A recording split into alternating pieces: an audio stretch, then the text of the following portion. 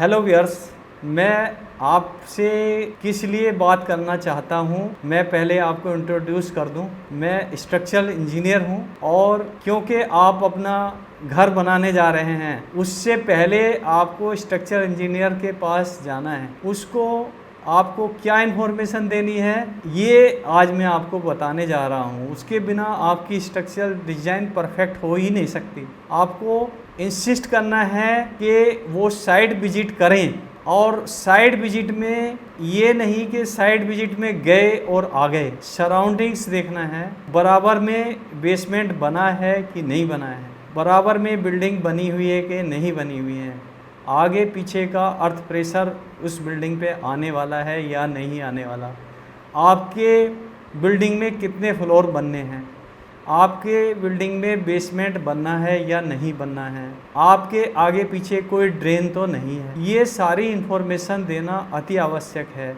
साथ ही क्या आपका प्लॉट फिल्ड अप सोइल पर तो नहीं है, क्या उससे पहले कभी उसमें पौंड रहा है। ऐसा भी होता है कि आपने कोई पर्टिकुलर डेप्थ पर फाउंडेशन खोदी, उसके नीचे फिल्ड अप सोइल रह गई है और आपकी बिल्डिंग सब्सिडाइज हो गई, सेटल हो जाती हैं और बाद में क्रैक्स आने लगते हैं। और ये डिफरेंशियल सेटलमेंट भी हो सकता है, वो that is more disastrous. Building एक तरफ झुक जाती हैं और दैट कोलैप्स समटाइम्स। और सबसे बड़ी गलती क्या करते हैं आप, आज आपको पता ही नहीं कितने स्टोरी बिल्डिंग बनानी है। आपने अपना पैसा बचाने के लिए 3 स्टोरी डिजाइन कर ली कि फाउंडेशन का खर्चा ज़्यादा होने वाला नहीं, आप 1 फ्लोर एक्स्ट्रा ही डिजाइन कराइए, क्योंकि फ्यूचर में पॉलिसी चेंज होती रहती है और उसके बाद आपके पास उसमें मार्जिन ही नहीं होता। और बाय चांस आपने बिल्डिंग बना ली, बाद में 1 फ्लोर का एडिशनल FAR परमिट होने लगा, और यही हुआ है पिछले समय में भी यही हुआ है। 1 फ्लोर एक्स्ट्रा लोगों ने बनाया है, they are compromising on their structures.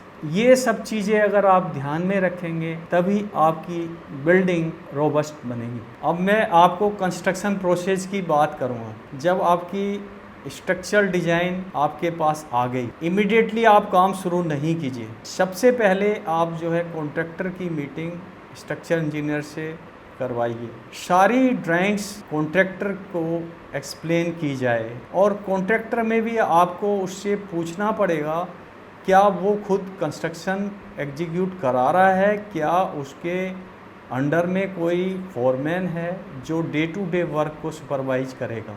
Yes, ऐसा होता है। कॉन्ट्रैक्टर आपसे सारी चीज़ पूछ के चला जाएगा और अगले दिन वो गायब हो जाएगा, फिर पता चलेगा वहाँ पे एक सुपरवाइज़र लगा हुआ है और वो जो सब बताया था वो व्यर्थ हो गया, फिर आप उससे माथापच्ची कर रहे हैं। ये आपको आवश्यक है, आपको इंश्योर करना है। और उसके बाद नेक्स्ट स्टेज आती है आपको सुपरविज़न की।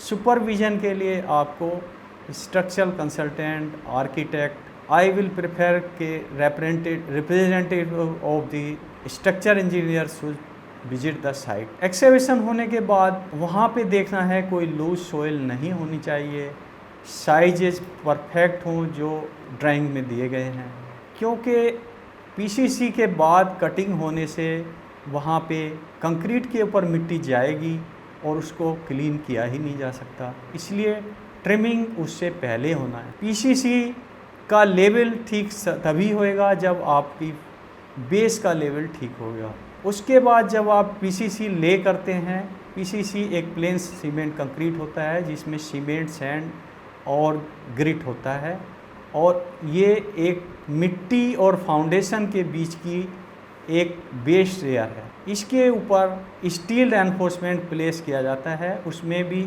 एक गैप क्रिएट किया जाता है जिससे कि स्टील में रस्ट ना लगे। हाँ, यहाँ पे मैं आपको बताना चाहूँगा, जिस दिन आपका कंस्ट्रक्शन शुरू हुआ, एक्सकेवेशन शुरू हुआ, जैसे ही आपका सीमेंट आया, मोबिलाइजेशन शुरू हो गया, आपको कवर ब्लॉक्स अवश्य बनाने हैं, क्योंकि कवर ब्लॉक सेट होने में 15 डेज लगते हैं। हालांकि इसका अल्टरनेट रेडीमेड कवर ब्लॉक्स होते हैं, but whether they are available और नॉट, आपके बजट में आते हैं कि नहीं आते। कवर ब्लॉक अगर आपने साइट पे बना लिए तो वो तो एक एडिशनल खर्च नहीं होता है, उसमें आपकी सेविंग हो जाती है, और यू विल इंश्योर कि आपके पास कवर ब्लॉक हैं। आपको जैसे ही स्टील कटिंग करना है, स्टील कटिंग से पहले आपकी स्ट्रक्चर इंजीनियर या उसके रिप्रेजेंटेटिव की मीटिंग लोहार सरिया बांधने वाला bar binder is the same person, उससे करानी है। यानी आपको बार बाइंडर को स्ट्रक्चरल इंजीनियर के ऑफिस में ले जाना पड़ेगा। ना आर्किटेक्ट के पास टाइम है, ना इंजीनियर के पास टाइम है, और रीवर्क का टाइम, वेस्टेज का पैसा किसी के पास फालतू नहीं है। एक बार सरिया कट गई, वो वेल्डिंग होके नहीं जुड़ेगी। कहाँ पे बैंड लेना है, कटिंग मार्जिन कितना होना चाहिए, ये सब चीज़ें उसको बताना आवश्यक है। रेनफोर्समेंट का spacing, direction and placement, they are very important. उसको बॉटम में रखना है, that is bottom layer, top में रखना है top layer, direction longer side है या शॉर्टर साइड है। इससे भी अच्छा प्रोसेस है, एक बार बेंडिंग शेड्यूल बनाई जाती है।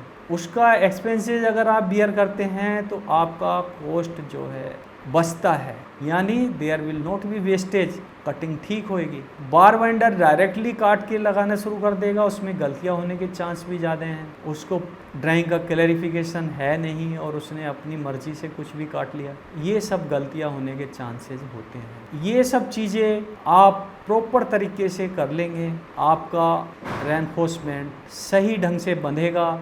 जिस दिन आपकी कास्टिंग होने वाली है, एक एम्ब्रासमेंट नहीं होने वाला, क्योंकि स्ट्रक्चर इंजीनियर या आर्किटेक्ट उस दिन विजिट करने के आएगा और ड्राइंग के अकॉर्डिंग आपकी स्टील बंधी होएगी, तभी वो आगे गो अहेड होएगा।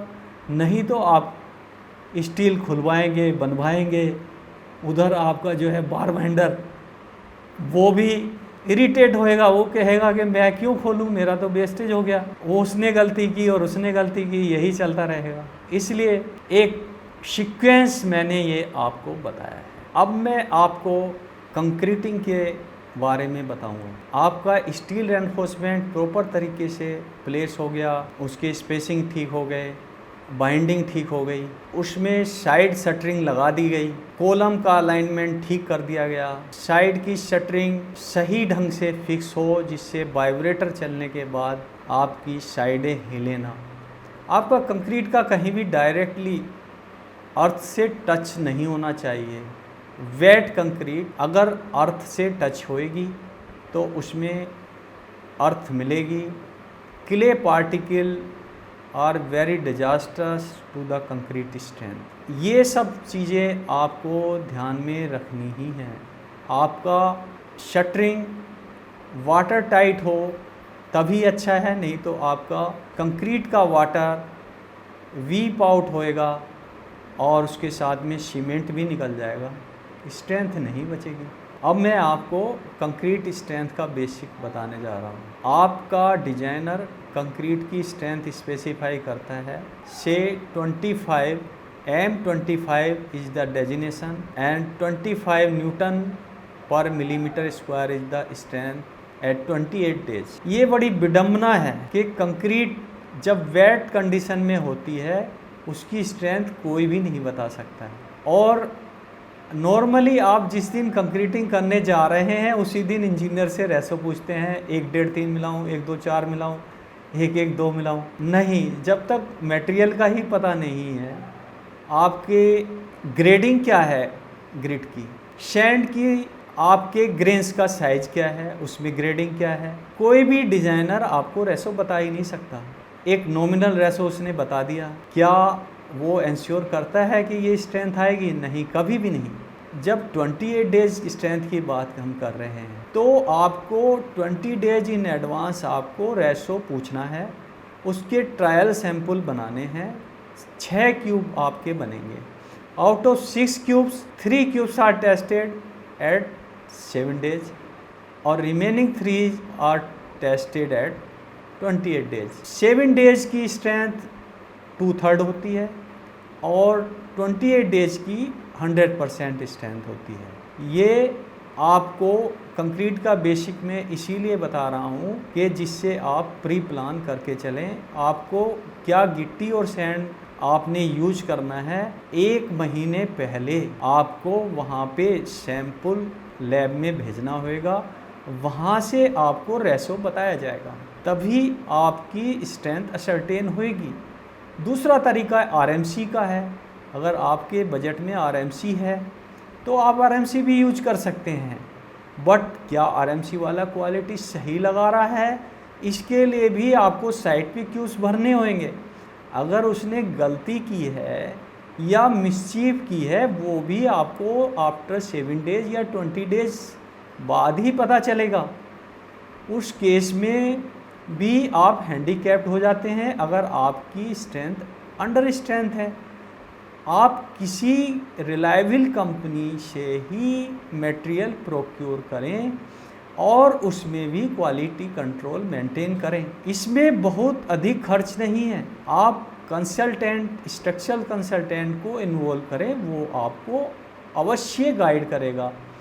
आगे की कंस्ट्रक्शन की जानकारी मैं आपको अगली वीडियो में दूंगा। इसके लिए आप इसको लाइक करते हैं, सब्सक्राइब करें और अपनी कमेंट अवश्य दें, जिससे अगर कोई आप इनपुट चाहते हैं और अधिक जानकारी चाहते हैं, आप Q&A डाल सकते हैं। आप अपने क्वेश्चन डालिए, मैं आपके आंसर दूंगा। Thank you.